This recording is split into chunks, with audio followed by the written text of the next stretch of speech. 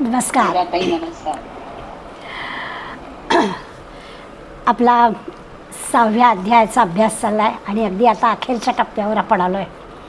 आपल्या सगळ्यांना आठवत असेल की अगदी महत्त्वाचा प्रश्न अर्जुनाने भगवंताला विचारला आहे आणि भगवंत त्याला उत्तर देतो आहे. त्याच्या उत्तराचा काही भाग आपण पाहिला आहे आणि तसं म्हटलं तर आपल्याही मनातला हा प्रश्न आहे.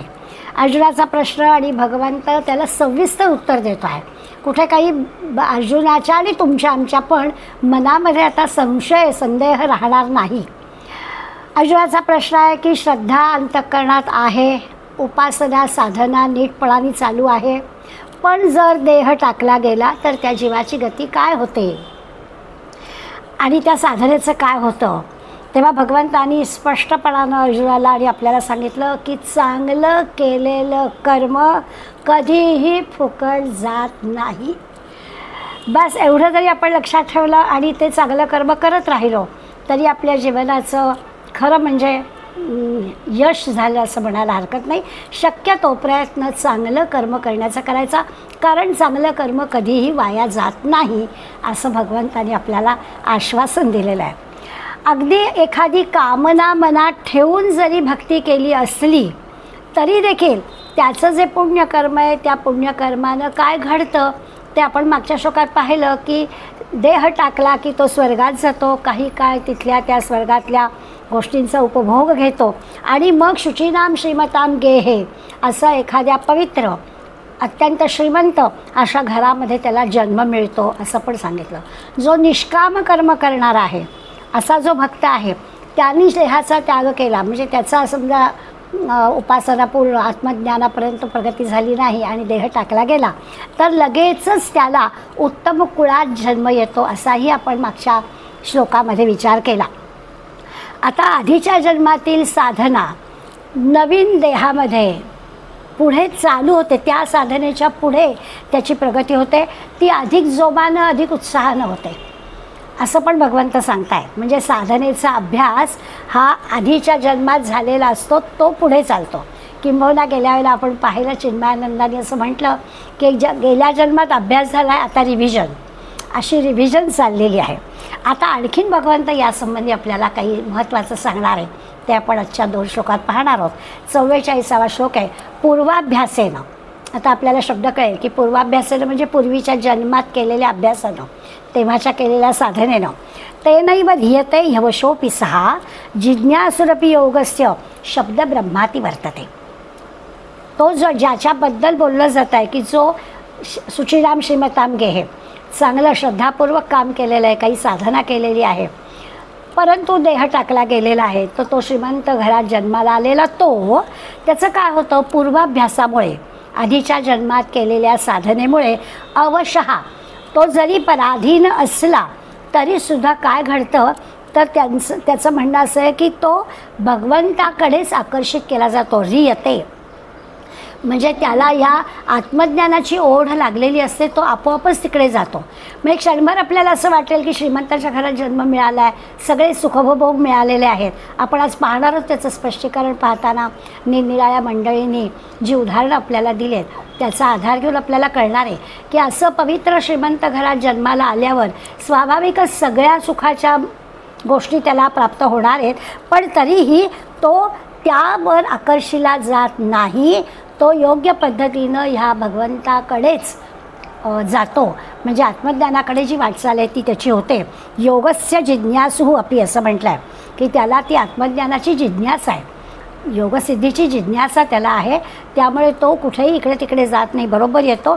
त्याच्यात तरी शब्द ब्रह्म असा शब्द वापरला आहे, त्याचाही आपण अर्थ पाहणार आहोत की जे सकाम कर्माची फळं आहेत त्या फळांच्या आकर्षणात पण तो रमत नाही. तो त्या आकर्षणांना अतिवर्तते म्हणजे उल्लंघून टाकतो, बाजूला करतो आणि अशा पद्धतीनं त्याची प्रगती चांगली होते असा ह्या 44व्या श्लोकाचा आपल्याला भगवंत अर्थ सांगतो. आपण समजून घेऊया की नेमकं भगवंताला याच्यातून काय म्हणायचं आहे आणि त्याचा आपल्याला काही उदाहरणांच्या सहाय्यानं खरंच आपली प्रगती काय करून घेता येईल याचा पण विचार करता येईल. भगवंतांनी अर्जुनाला सांगितलं आहे की हातून घडलेलं कुठलंही चांगलं कर्म वाया जात नाही. आता ही गोष्ट पण आपण लक्षात ठेवायची, त्याचं चांगलं फळ आपल्याला मिळतंच, चांगल्या कर्माचं चांगलं फळ आपल्याला मिळतंच. आपण पाहिलं आहे की हा जो आहे साधक तो श्रद्धाळू आहे, उपासना करणारा आहे, म्हणून त्याला शुचीनाम श्रीमताम गेहे अशा पवित्र घरात जन्म आलेला आहे.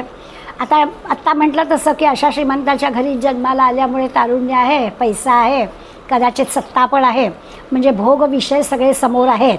पण पूर्वसंस्कारांमुळे, पूर्वाभ्यासेनं, भगवद्गीता सांगते की पूर्वाभ्यासेनं, तेव्हा जर त्यांनी काही उपासना केली, साधना केली, त्याच्या संबंधी आपण बोलतो आहे. अन्य कुठल्या श्रीमंत घरात, सत्तेच्या घरात जन्माला आलेल्याबद्दल आपण म्हणत नाही. पूर्वाभ्यास ज्यांनी केलेला आहे त्याच्याबद्दल आपण म्हणतो आहे की त्याची आध्यात्मिक साधना जी जशी असेल त्या पद्धतीनं तो ह्या कुठल्याच श्रीमंतीच्या मोहात अडकत नाही. उलट काय होतं, याचा सगळ्याचा फायदा तो आपल्या साधनेला करून घेतो. म्हणजे साधनेत त्याची जी प्रगती होते ती इतरांच्या तुलनेनं चांगली होते, कारण बाकी सगळ्या गोष्टी त्याला चिंतेच्या नसतात. त्यामुळे इथली त्याची जी साधना आहे ती आणखीन चांगली होते. एखादा चांगला सत्संग घडतो किंवा एखाद्या मुलाला घरीमधल्या सज्जनगडावरच्या एखाद्या संस्कार शिबिराला जावंसं वाटतं आणि चटकन त्याच्यामध्ये त्याला जे नेमकं हवं ते मिळालं की त्याच्यात प्रगती होते.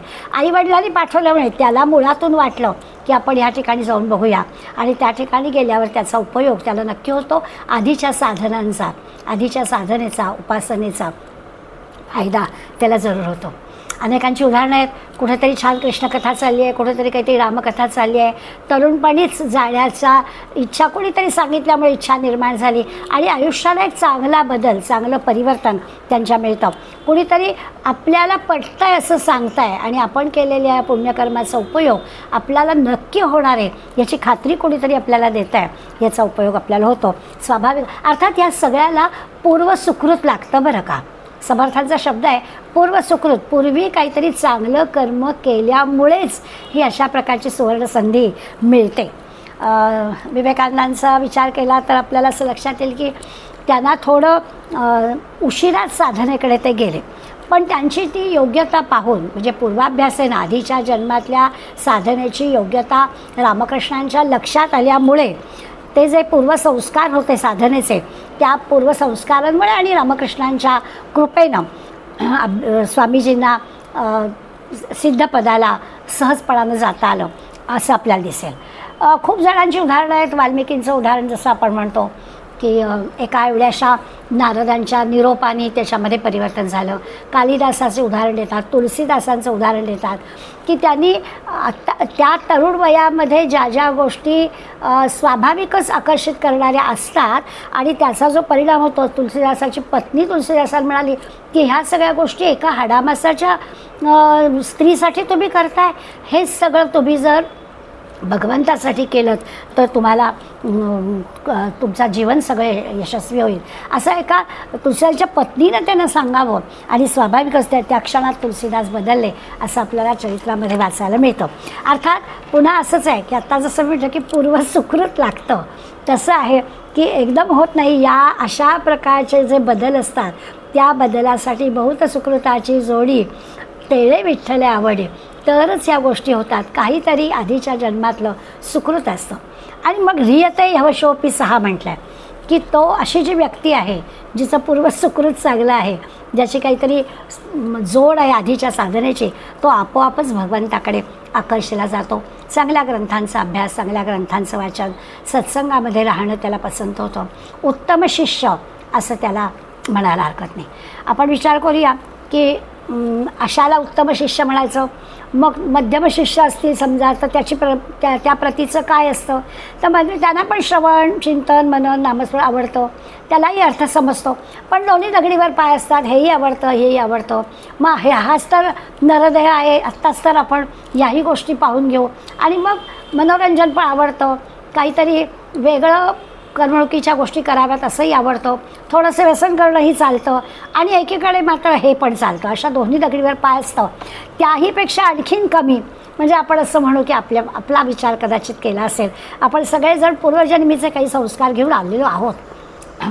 कमी अधिक असतील पण नक्कीच आपल्याला ज्या अर्थी अभ्यास आवडू लागला आहे, आपण ज्या अर्थी अगदी नियमितपणाने सहजपणाने एखाद्या ग्रंथाचा अभ्यास करतो आहे, चांगले ग्रंथ वाचतो आहे, समजावून घेण्याचा प्रयत्न करतो आहे, तर त्यामुळे आपणही खरं म्हणजे या अशा प्रकारच्या मध्यम का होईना शिष्यवर्गामध्ये बोलतो आहे. भले आपण उत्तम शिष्य नसलो, पुन्हा पुन्हा प्रपंचात अडकत असलो, पुन्हा पुन्हा वासना आपल्या आड येत असल्या, तरीसुद्धा आपण मध्यम शिष्य का होईना असे आहोत असं म्हणायला हरकत नाही. आमचे मराठे काका म्हणायचे की अहो 70-75 वय आलं आणि तरी देखील एखादा माणूस जर शेअर बाजार आणि अर्थकारण आणि संसार याच्यामध्येच जर रमणार असेल, कधी करणार तो बिचारा साधना, कधी करणार ही उपासना. तर अशी मंडळी पण खूप असतात. तर त्यांचा विचार नाही आत्ता आपल्या या श्लोकामध्ये भगवंत करत आहे. भगवंत साधना करणाऱ्या साधकाबद्दल बोलतो आहे. त्यामुळे असे जे काही आर्थिक गोष्टींमध्ये लिप्त झालेली मंडळी आहेत त्यांच्याबद्दल आपण बोलूया नको. जे साधक आहेत अशा साधकांचं काय होतं ते आपल्याला सांगतात. आणि मग पुढल्या ओळीमध्ये जिज्ञासूरपी योगस्य म्हटलं आहे की ज्या साधकांना अशा प्रकारची जिज्ञासा आहे, योग जाणण्याची, आत्मज्ञान जाणण्याची इच्छा असणारे अशा साधकांबद्दल बोलत आहेत. म्हणजे ह्या साधकाला विविध प्रश्न पडतात. जीव म्हणजे काय, जगत म्हणजे काय, ईश्वर म्हणजे काय, आपण इथे कशासाठी आलो, आपण आलो कुठून, आपण जाणार आहोत कुठून, अनंत प्रश्न पडतात. समर्थांची आणि वीणास्वामींची जी पहिली भेट झाली त्या भेटीचा आपण अनेकदा उल्लेख केला असेल, आपण वाचलंही असेल की खरोखर तुळशी अंगणामध्ये हातात ग्रंथ घेतलेली ही मुलगी पाहिली आणि समर्थाने पाहता क्षणी त्यांच्या लक्षात आलं कपाळाला कुंकू नाही आहे, त्यामुळे काहीतरी मुलगी दुःखी आहे आणि बाळा काय वाचते असं मोठं वात्सल्यपूर्ण शब्दामध्ये समर्थाने वेण्णाला विचारलं आणि वेण्णा म्हणाली हो भागवत वाचते, कळतं का बाळा तुला? तेव्हा तिने सांगितलं नाही मला काही कळत. मग जे भरा प्रश्न समर्थानं तिने विचारले ते सगळे याच धर्तीचे होते की खरंच जीव म्हणजे काय आहे, हे जगत म्हणजे काय आहे, ही सगळी दृश्यसृष्टी नाशिवंत असते म्हणजे काय असतं, महात्मा म्हणजे नेमका कोण आहे, मी कुठून आली आहे, मला कुठे जायचं आहे, ईश्वर म्हणजे काय आहे, अनंत प्रश्न वेण्णाला पडत होते. आणि ते सगळे प्रश्न एका पाठोपाठ एक वेण्णाने विचारले. सद्गुरू पण असे भेटले की एका पाठोपाठ प्रश्नांची सगळी उत्तरं समर्थाने तिला दिली आणि तिच्या लक्षात आलं की आपल्या आता या नरदेहाचं सार्थक करायचं असेल तर आपल्याला याच सद्गुरूंबरोबर राहायला पाहिजे. तर असा वेण्णासारखा जिज्ञासू साधक, त्या साधकालाच असे प्रश्न पडणार आणि त्याला आपण उत्तम साधक म्हणतो आहे. त्या साधकाचा विचार या श्लोकामध्ये होतो आहे. आणखीन एक शब्द वापरला आहे की भगवंत म्हणतो की शब्दब्रह्म ओलांडून जातो. हा जो साधक आहे हा शब्दाच्या जंजाळात अडकत नाही असं त्यांना म्हणायचं आहे. शब्दब्रह्म म्हणजे काय, तर नेमकं काय म्हटलं आहे याच्या साधनेच्या, श्रद्धेच्या, उपासनेच्या आधारे भगवंताला तो जाणण्याचा प्रयत्न करतो. तो शब्दब्रह्मामध्ये अडकत नाही, शब्द जंजाळात अडकत नाही, तिथे तो फसत नाही. शब्दांचा जो योग्य अर्थ आहे तो समजतो, त्याला अनुभवायला येतो, अशा अर्थाने त्यांनी म्हटलं आहे. दुसरं शब्दब्रह्म याचा अर्थ असा आहे की काही म्हणजे वेदांमध्ये काही कर्मकांडांचा पण विचार केला आहे आणि अमुक एखादी गोष्ट केली की अमुक एक फळ मिळतं असं पण सांगितलं जातं. हे उपास केले, आणखीन काही केलं की त्याचं फळ अमुक मिळतं. किंवा आपण स्तोत्र म्हणतो, त्या सगळ्या स्तोत्रांना फलश्रुती असते. त्या सगळ्या फलश्रुतींचं वर्णन आपल्याला सगळ्यांना माहिती आहे की अगदी मुलं, बाळं, धन, धान्य सगळ्या गोष्टी मिळाव्यात, हे वाचलं, 3 वेळा वाचलं की एवढं सगळं मिळेल, अशा पद्धतीचं असतं. हा जो उत्तम शिष्य म्हणतो आहे आपण, उत्तम साधक म्हणतो आहे, याला काही मिळवायचं नाही आहे, याला काही मागायचं नाही आहे, त्यामुळे यामध्ये तो अडकत नाही. त्या ज्या मर्यादित स्वरूपात या सगळ्या गोष्टी बरोबरही आहेत, काहीतरी आकर्षण असल्याशिवाय सामान्य माणूस या सगळ्यामध्ये जाणार नाही, म्हणून त्याच्या दृष्टीने बरोबर आहे. पण उत्तम साधकाच्या दृष्टीने आपण विचार करतो आहे तर उत्तम साधकाला या शब्दब्रह्मामध्ये अमुक एक गोष्ट केली तर अमुक एक मिळतं, यामध्ये त्याला अडकण्याचं कारण नाही आहे. त्यामुळे त्याही पलीकडे तो गेलेला आहे आणि भगवंताशी स्थिर होण्याचा त्याचा तो प्रयत्न चालू आहे. त्यामुळे तो शब्दब्रह्म या शब्दाचा अशा अर्थाने जरी अर्थ घेतला किंवा आणखीन म्हणतात की शब्दब्रह्म म्हणजे जो ओम हा पवित्र मंत्र आहे, आपल्याकडे ओंकाराची उपासना सांगितली जाते. तर या उपासनेमध्ये सुद्धा विविध प्रकारच्या भौतिक गोष्टी, सुखप्राप्ती, धनधान्यप्राप्ती या वगैरे वगैरे अशा सगळ्या गोष्टींची पण फळं मिळतात. त्या उपासनेनं पण भौतिक फळं मिळतात असं म्हटलेलं आहे. तर जसं स्तोत्रांच्या फलश्रुतीबद्दल म्हणतो तसं याही बाबतीत आहे. परंतु याच्यातही तो जो उत्तम शिष्य आहे, आपण वेण्णाचं उदाहरण म्हणूनच घेतलं की ही मंडळी त्याच्यात अडकत नाहीत. म्हणजे या सगळ्या सुखांना एका अर्थानं हा उत्तम साधक गौण मानतो की हे सगळं त्याची काही आवश्यकता नाही आहे, ते आपोआप घडत आहे. परंतु स्वस्वरूपाचं जे ज्ञान होणं आहे यासाठीचा जो ध्यानमार्ग, यासाठीचा जो योग मार्ग आहे तो श्रेष्ठ आहे हे त्या जिज्ञासू असणाऱ्या उत्तम शिष्य असणाऱ्याला कळतं आणि त्यामुळे तो या शब्दब्रह्माच्या आकर्षणामध्ये अडकत नाही. एका अर्थाने स्वस्वरूपाच्या ज्ञानाकडे त्याची प्रगती होते. आता ह्याच्यासाठी ना असं असतं की काहीतरी निमित्त व्हावं लागतं. म्हणजे आत्ता आपण म्हटलं तसं की चांगल्या घरात जन्म आहे, श्रीमंत घरात जन्म आहे, तरी देखील तो याकडे वळतो. पण असं वळायचं असलं ना तरी काहीतरी निमित्त घडावं लागतंच बरं का. त्याचा योग तोच आहे. ह्या जन्मामध्ये त्याला आधीच्या साधनेचा उपयोग होणार आहे आणि तो नक्कीच प्रगती करणार आहे हे तर भगवंतांनी सांगितलंच आहे. पण तरी देखील त्याला काहीतरी अशी निमित्त घडावं लागतं आणि त्याला ती प्रगतीची जी वाट आहे ती मिळते. मी पण नेहमी सांगते की मलासुद्धा योग्य वेळेला सुनीलदादा चिंचोळकर भेटले आणि सुनीलदादाने मला या मार्गाला हे केलं आणि मला गोडी लागली. तोपर्यंत मी वाचत नव्हते का, तर वाचत होते. पण मगाशी म्हटलं तसं त्या मध्यम साधकासारखं थोडा सगळ्या डोईवरती पाय असं असायचं. मग वाटायचं की अरे हे छान आहे, हे छान आहे, ह्याच्यात आपल्याला आनंद मिळतो आहे, आणखीन वाचूया, आणखीन वाचूया असा भाव मनामध्ये यायला लागतो आणि मार्ग आपल्याला मिळतो. नेमकं मला काय करायचं आहे याच्या आपल्या आवडीचा, आपल्या फायद्याचा असा हा उपयोग होतो आपल्याला. कितीतरी प्रसंग आपल्याला सांगता येतील. आमच्या शिवथरगडीमध्ये एक ठाण्याचे इंडस्ट्रियलिस्ट चुकून आले होते. चुकूनच त्यांची मुलं पारजणीला शिकायला होते आणि मुलांना भेटायला गेले. जाऊन मुंबईत परत येताना काय वाट चुकले, कशामुळे चुकले ह्या खोलात शिरूया नको. पण शिवथरगडीमध्ये डेड एंड आहे, रात्रीची वेळ होती आणि तिथे आल्यावर लक्षात आलं की इथून आपल्याला पुन्हा मागं जायला लागेल आणि मग इथे लाईट दिसत आहेत, आपण चौकशी करूया म्हणून ते वरती आले. आणि योगायोगाचा भाग असेल त्या दिवशी महिना अखेरचा म्हणजे 31 तारखेचा दिवस होता. शिवथरगडीमध्ये पद्धत होती की 31 तारखेला समर्थांच्या समोर आणि रामरायाच्या समोर ज्या दानाच्या पेट्या आहेत त्या उपस्थित असणाऱ्या सगळ्यांच्या समोर उघडायच्या, त्या मोजायच्या आणि ते पैसे मग दुसऱ्या दिवशी बँकेत टाकायचे.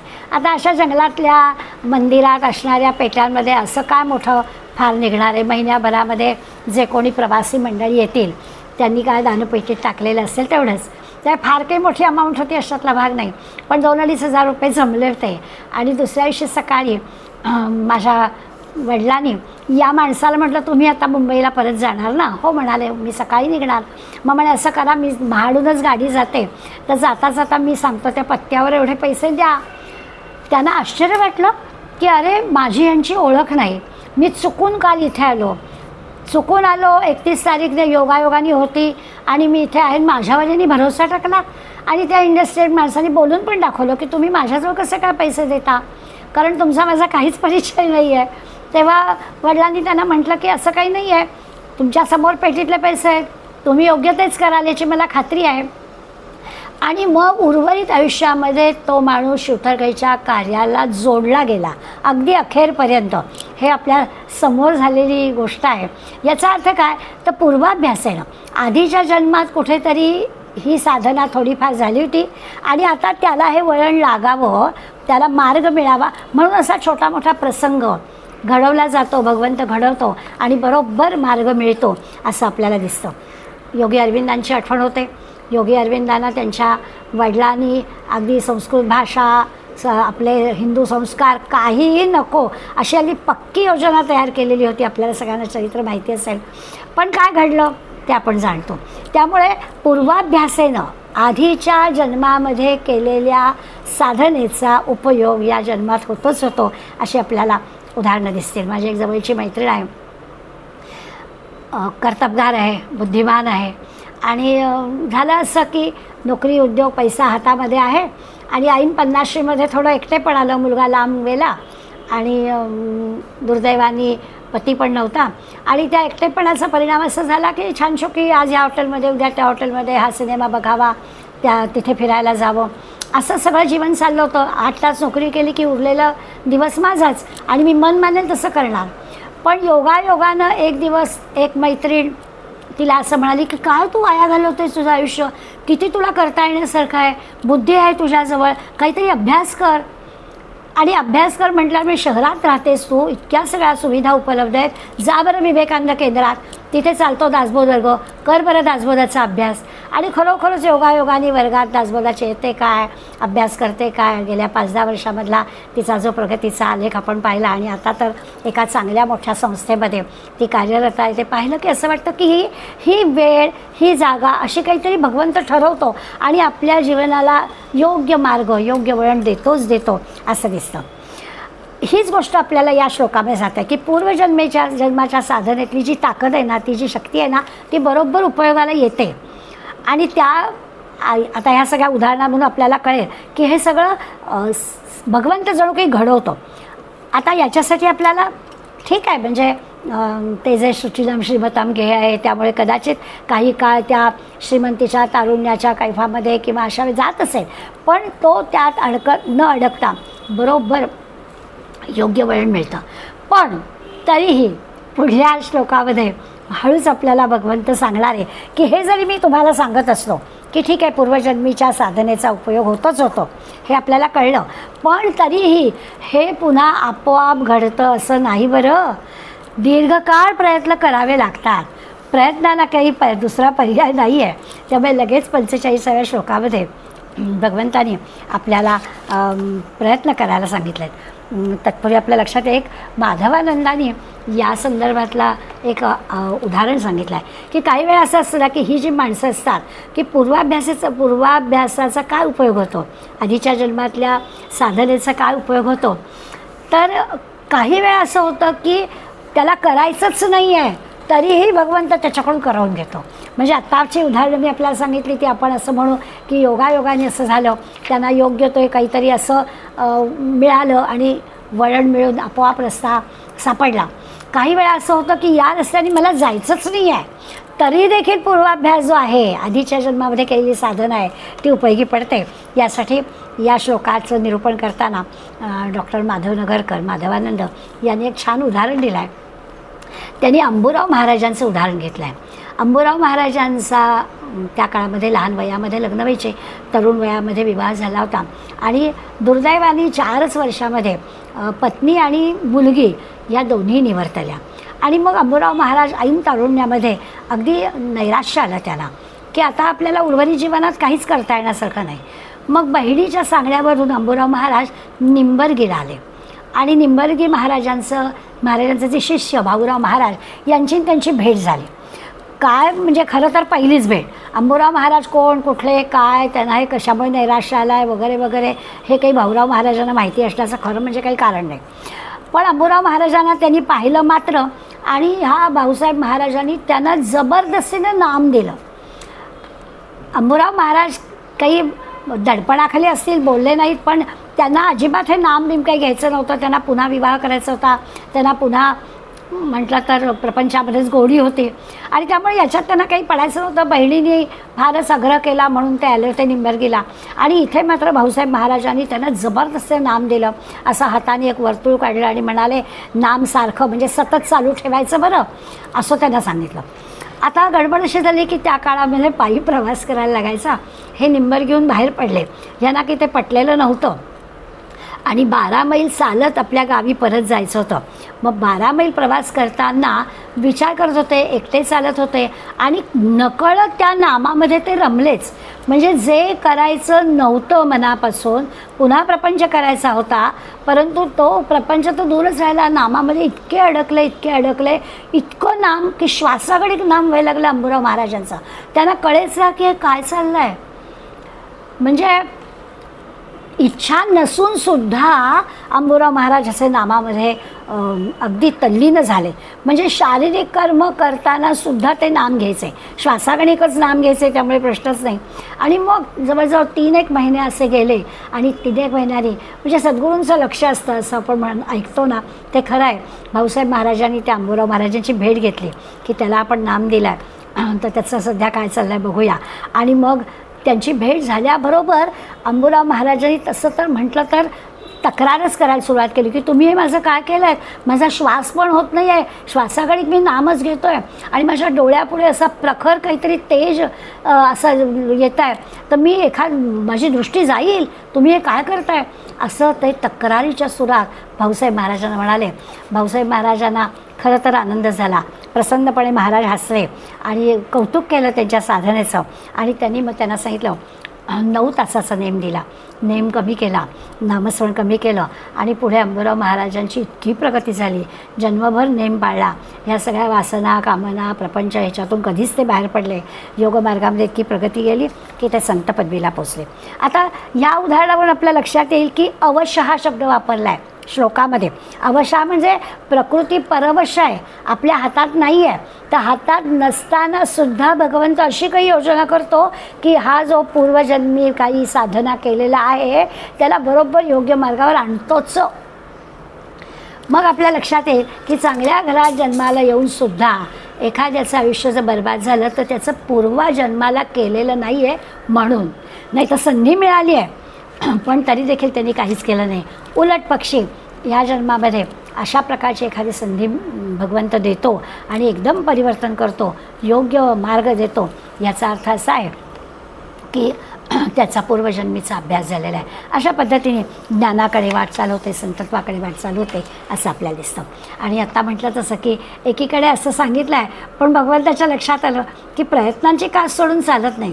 म्हणून लगेच आपल्याला सांगताय की परंतु म्हणजे हे असं घडतं, बरोबर आहे, आधीच्या अभ्यासाचा उपयोग होतो आणि या जन्मामध्ये आपल्याला अशी संधी मिळते आणि योग्य तो मार्ग मिळून आपली प्रगती होते, ही गोष्ट बरोबर आहे.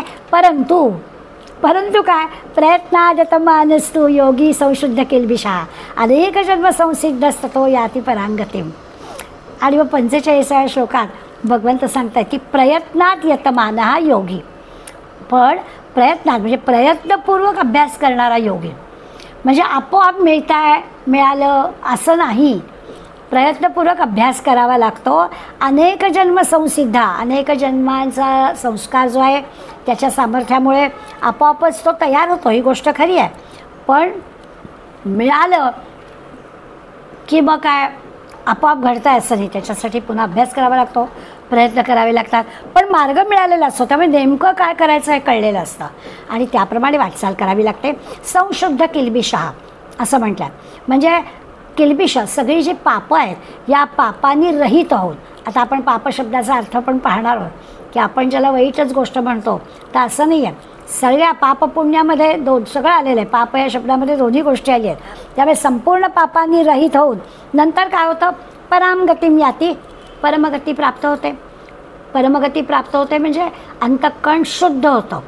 परमगती प्राप्त होते म्हणजे आपल्या अगदी सोप्या भाषेत सांगायचं झालं तर आपलं अंतःकरण शुद्ध होतं. आता हे 45व्या ओवीत सांगितलेले जे काही प्रयत्नपूर्वक अभ्यास आहे त्याचा आपल्याला विचार करायला हवा. सातत्याने, श्रद्धेने, निष्ठेने, अगदी तत्परतेनं प्रयत्न करायला हवेत. प्रयत्न सोडून चालणार नाही, आपोआप सगळ्या गोष्टी आपल्याला मिळणार नाही आहेत. बरं, कोणती प्रगती म्हणजे प्रयत्न करतो ते पण भगवंतांनी या श्लोकात सांगितलं आहे की कशी कशी प्रगती होते. म्हणजे जो कोणी अभ्यास करणारा आहे, जो कोणी खरंच प्रयत्न करणार आहे त्याला कशी कशी प्रगती होते आणि काय मिळतं हे पण भगवंतांनी खात्रीपूर्वक सांगितलं आहे की त्याची प्रगती पण होते आणि अंतःकरण शुद्ध होतो, परमगतीला जातो असं पण सांगितलं आहे. पण प्रयत्न करायचेच, प्रयत्न सोडून आपोआप भगवंत आपल्याला देईल असेल हरी तर देईल खाटल्यावरही, असं काही घडणार नाही आहे. याची पण जाणीव भगवंतांनी या श्लोकात आपल्याला करून दिलेली आहे. एका अर्थानं त्या साधकाच्या अंतःकरणामध्ये भगवत प्राप्तीची तळमळ असायला हवी. म्हणजे एक भगवंताची तळमळ असली ना की मग आपोआप बाकीच्या सगळ्या गोष्टी होतात. वैराग्य होतं, ते विषय वासना वगैरे सगळ्या संपतात, आपल्याला काही हवं आहे आसक्ती वगैरे सगळी राहत नाही. त्या साधकाची ती जी परमार्थ प्राप्तीची इच्छा आहे ना, ती इच्छा आपोआपच प्रगत होते. त्याच इच्छेच्या मागे तो लागतो, ह्या सगळ्या बाकी गोष्टी जातात. खरोखर अतिशय आवडीनं, श्रद्धेनं, भक्तीनं तो ध्यानाचा अभ्यास करायला लागतो. म्हणतात भेटी लागे जीवा लागलीसे असं, तशी त्याची स्थिती होते की त्याला आता दुसरं काही नाही, आता त्याच गोष्टीचा ध्यास तो घेतो आणि तसं करतो. म्हणून त्याला संशुद्ध किल्बिषः म्हणजे त्याची सगळी पापं नाहीशी होतात.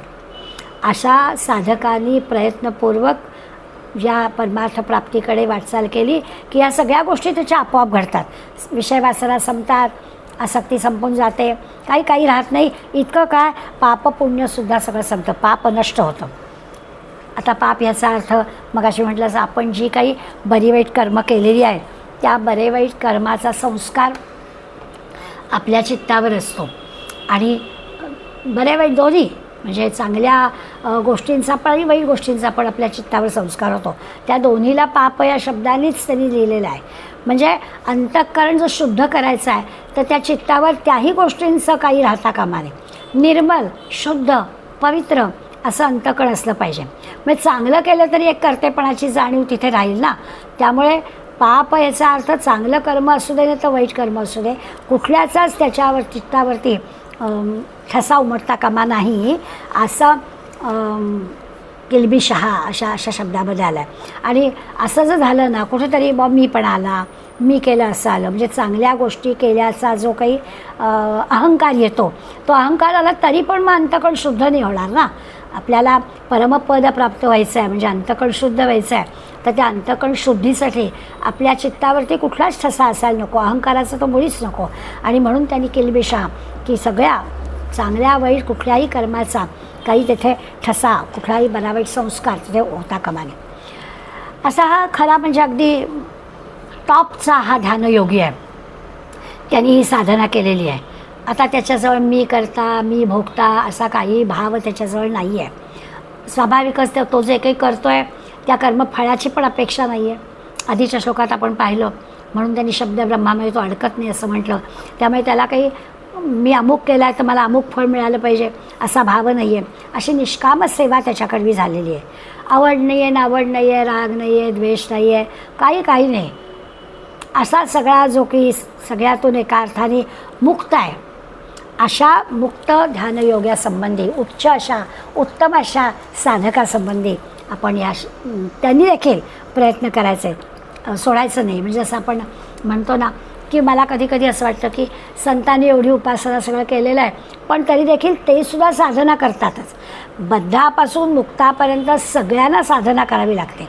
बद्धाचा एक ठीक आहे, त्याला साधना केल्याशिवाय पुढे जाता येणार नाही, पण बद्ध, सिद्ध, साधक, मुमुक्षू सगळे सिद्ध झालेल्याने पण करायचे तर हो. अगदी संतसुद्धा साधना करतात. कधी असं वाटतं की आपण गोंदवलेकर महाराजांचं चित्र पाहिलं, त्यांच्या हातातही माळ दिसते, समर्थांच्या हातातही माळ दिसते. मग लक्षात येतं की नाही, सिद्ध असणाऱ्या संतांनासुद्धा साधना करावीच लागते. तसं इथे आपल्याला आहे की हा ध्यानयोगी जो आहे याचं तसं म्हटलं तर मन ताब्यात आहे. त्या मनामध्ये भगवत भक्तीखेरीज दुसरं काही नाही, पूर्णपणानं तो रमलेला आहे त्या भगवत भक्तीमध्ये. आपण ज्याला प्रारब्ध म्हणतो, संचित म्हणतो, पाप पुण्य म्हणतो, हे सगळे संस्कार त्याचे नष्ट झाले, चित्तावर काही आता नाही आहे, असं शुद्ध अंतःकरण त्याचं आहे.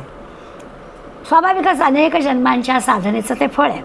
असा जो योगी आहे, अनेक जन्म झाल्यामुळे त्याला सिद्धावस्था प्राप्त झालेली आहे आणि मग तो परमगतीला प्राप्त झाला.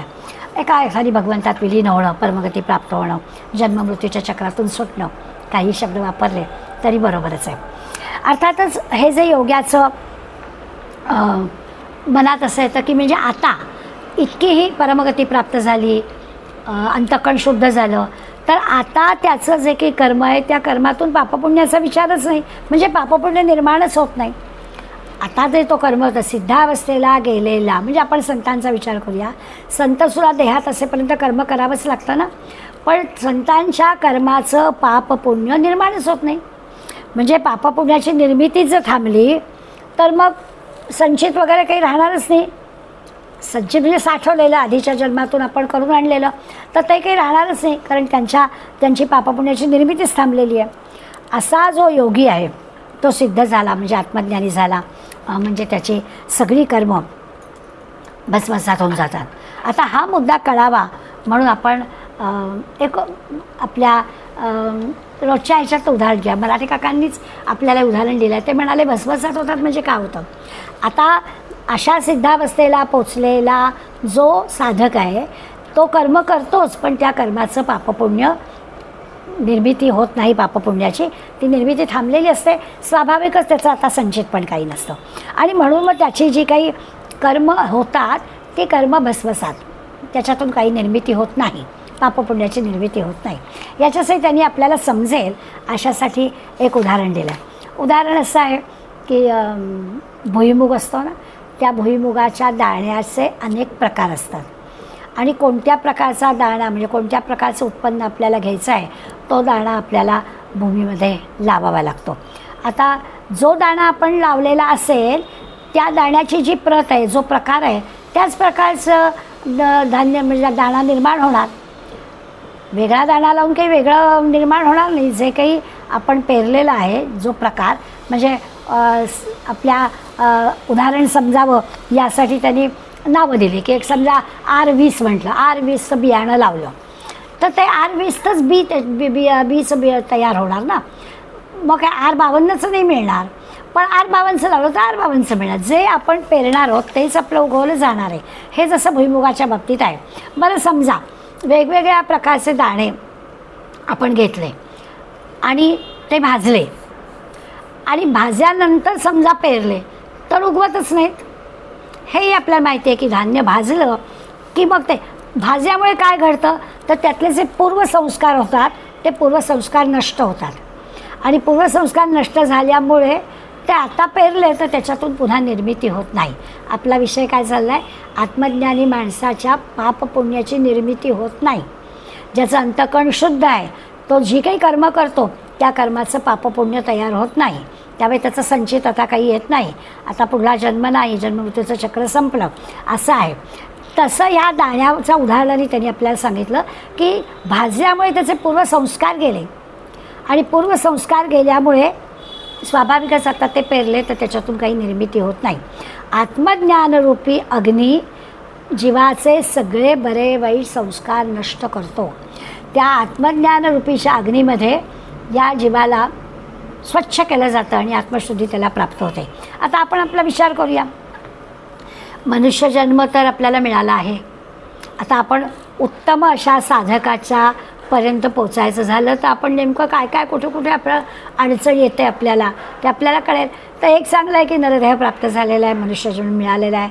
देवकृपेनं आपल्यावरती संस्कार पण चांगले झालेले आहेत. ज्या काही भौतिक, शारीरिक, मानसिक, आध्यात्मिक स्थिती ज्या काही आहेत त्या पण आपल्या जरा बऱ्यापैकी आहेत आणि म्हणून आपण या अशा प्रकारच्या अभ्यासाला प्रवृत्त पण झालेलो आहोत. दासबोध वाचावा, ज्ञानेश्वरी वाचावी, गीता वाचावी, काहीतरी चांगल्या गोष्टी कराव्यात असं आपल्याला वाटतं आहे. आता आपण हा अभ्यास वाढवावा, नामाची गोडी आपल्याला लागावी, चांगली सत्कर्म आपल्या हातून व्हावी, सत्कर्मयोगे वय घालवावे, सर्वामुखी मंगल बोलवावे असं आपण म्हणतो. तर हे सगळं आपण जर लक्षात घ्यायचं तर आपण साधक आहोत, याबद्दल काही प्रश्न नाही, साधक झालो आहोत. पण याचा अर्थ आपल्यापैकी प्रत्येकाचे अनेक जन्म नक्कीच झालेले आहेत.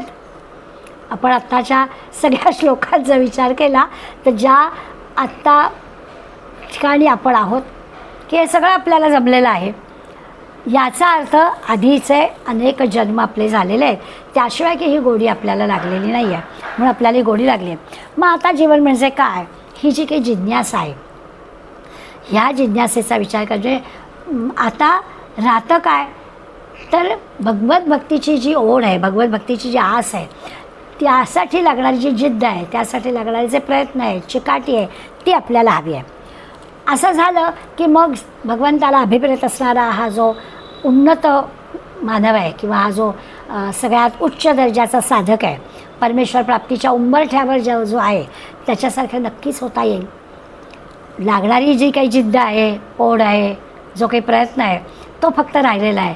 आता तो खूपच आहे, ही गोष्ट वेगळी. त्याला आपल्याला चिंतनाची आवड लावून घ्यायला लागेल, सतत शोधक वृत्ती लागेल. भगवंत काय सांगतो आहे त्या शोध घ्यायची, संत मंडळी काय सांगतात किंवा ज्या क्षुद्र कल्पना आहेत त्या कल्पनांचा त्याग करता यायला पाहिजे, तर आपल्याला या दिव्य जीवनाकडे जाता येईल. हे सगळं जाणावं हा खरा गीतेचा आपल्याला संदेश आहे. सत्कर्मयोगे वय घालवावे, सर्वामुखी मंगळ बोलवावे असं जे आपल्याला वाटतं त्याच्यामागे हे आहे. मग ती अंतकळ शुद्धी म्हणजे परमगती प्राप्त करून घेता येईल. शंकराचार्यांच्या चरित्रातला एक प्रसंग आहे. शंकराचार्य काशीला होते आणि बरोबर अनेक शिष्य होते, विद्वान शिष्य होते, आचार्यांचे शिष्य आहेत. त्यामुळे अनेक शिष्य, समर्थ विद्वान शिष्य असणारे होते. आणि चर्चा पण चालली होती आचार्यांच्या बरोबर, ती अद्वैत बोधाची चालली होती. एक दिवस असं झालं, संध्याकाळची वेळ होती. आचार्य आपल्या सगळ्या शिष्यांच्या समवेत काशी विश्वेश्वराच्या दर्शनाला निघाले. वाटचाल करीत असताना समोरून म्हणजे गंगेच्या जवळ पायऱ्या उतरत असताना आचार्यांचे काही शिष्य पुढून चालत होते, काही शिष्य बरोबर होते, काही मागे होते. आणि असे सगळेजण चालत असताना पुढल्या शिष्यांच्याकडून आवाज आला आणि कोणीतरी असा कळके मळके घाणेरडे कपडे घातलेला, डोक्यावरती दारूचं मडकं घेतलेला असा माणूस समोर आला आणि आचार्य पाठीमागून येत आहेत म्हटल्यावर समोर असणाऱ्या शिष्याने त्यांना गच्छ गच्छ, बाजूला हो, बाजूला हो असं म्हटलं. आता त्यांना दूर करायला घेतलं, मात्र आचार्यही काही ओरडले नाही, परंतु आचार्यांनी शिष्यांना अडवलंही नाही. जेव्हा आपण एखादी गोष्ट आपण करत नाही आहोत पण आपण अडवत पण नाही आहोत, जी गैर गोष्ट घडते ती थांबवत पण नाही आहोत, याचा अर्थ आपली मूकसंमती आहे असा होतो. तसं आचार्यांची जणू काही ती शिष्य म्हणतायत बाजूला हो, बाजूला हो, याला मूकसंमती आहे असा त्याचा अर्थ झाला. तेव्हा तो माणूस एकदम संस्कृत भाषेमध्ये अगदी गलिच्छ कपडे घातलेला, मडके कपडे घातलेला, काळा आणि डोक्यावरती दारूचा मडका असणारा असा हा माणूस चटकन संस्कृत बोलायला लागला की कोणी कोणापासून दूर व्हायचं, एका चैतन्याने दुसऱ्या चैतन्यापासून दूर व्हायचं. आणि आचार्यांनी त्याचं बोलणं ऐकलं, मात्र आचार्यांच्या लगेच लक्षात आलं. आचार्य त्याच्याजवळ गेले. ह्या सगळ्या बोलण्यानी आणि आचार्यांच्या त्याच्या जवळ जाण्यानी एकदम सगळे शिष्य स्तब्ध झाले. सगळ्यांच्या समोर झालं. आचार्य अगदी हळूवार मृदू आवाजामध्ये त्याला म्हणाले, श्रेष्ठ पुरुषा, तू म्हणतोयस ते अगदी बरोबर आहे, अगदी बरोबर आहे. एका चैतन्याने दुसऱ्या चैतन्य काही दोन आहेत का? मग एका चैतन्याने दुसऱ्या चैतन्यापासून दूर कसं व्हायचं? तू दूर हो कसं सांगतोयस? तुझ्यातलं चैतन्य आणि माझं चैतन्य काही वेगळं आहे? आजपासून म्हणे मी असा भेद करणार नाही. ही जी भेदबुद्धी आहे ना, ही भेदबुद्धी मी आजपासून सोडून देईल असं आचार्यांनी अगदी त्याला मनापासून सांगितलं. आचार्यांनी त्याला नमस्कार केला आणि आचार्य त्याला असं म्हणाले आपलं स्वरूप प्रकट करा. आचार्यांना खात्री पटली की ही आपली परीक्षा आहे आणि एवढंसुद्धा न्यून राहता कामा नाही. आचार्यांच्या मनामध्ये जो काही थोडीशी भेदबुद्धी होती, ती भेदबुद्धीसुद्धा दूर करायला हवी म्हणून प्रत्यक्ष भगवान या रूपामध्ये तिथे आले.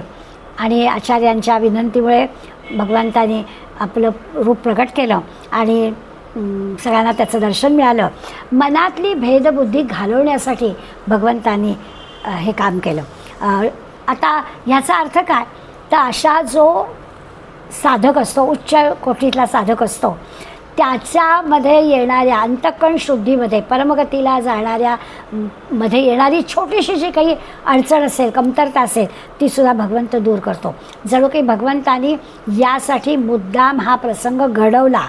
काशी विश्वेश्वराचं दर्शन ते तर सगळ्यांना मिळालंच आणि आचार्यांनी पुढे जे अद्वैत बोधाचं एवढं मोठं काम केलं त्याच्या मागे त्याचं रहस्य हे असं आपल्या लक्षात येईल. त्यामुळे 45व्या श्लोकामध्ये प्रयत्न करायला लागतो असं म्हटलं आहे. आपोआप सगळ्या गोष्टी होणार नाहीत असं कराय, पण ते प्रयत्न करताना दिशा योग्य मिळायला हवी. आणि असा अभ्यास करणारा हा जो योगी आहे, आधीच्या सगळ्या जन्मातल्या संस्कारांमुळे आणि त्याच्या सगळ्या एकंदर प्रगतीमुळे संपूर्ण सगळी पापं नष्ट होतात, पापरहित तो होतो आणि एका अर्थाने त्याचं अंतःकरण शुद्ध होतो, परमगतीला तो जातो असा विचार 45व्या श्लोकात सांगितला.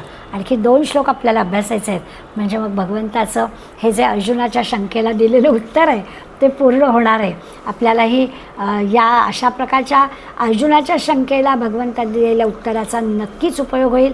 आपल्याही सगळ्यांच्या जीवनात अशा बारीक बारीक गोष्टी घडतात, आपण त्या सगळ्या गोष्टींकडे अशा नजरेनं पाहत नाही एवढंच, पण भगवंत आपल्याला सांगतो आहे की ही त्याचीच जबाबदारी आहे आणि म्हणून त्याच्या जबाबदारीनं तो आपापल्या जीवनामध्ये योग्य त्या पद्धतीनं हे असं घडवतो असं आपल्याला दिसेल.